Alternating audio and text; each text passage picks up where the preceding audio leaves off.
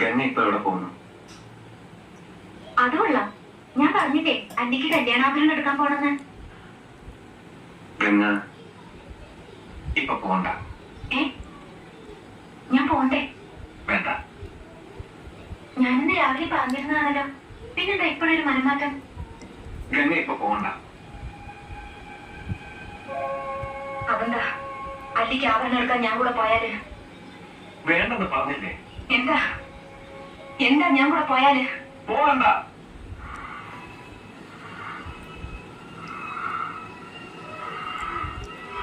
വിടമാട്ടെ.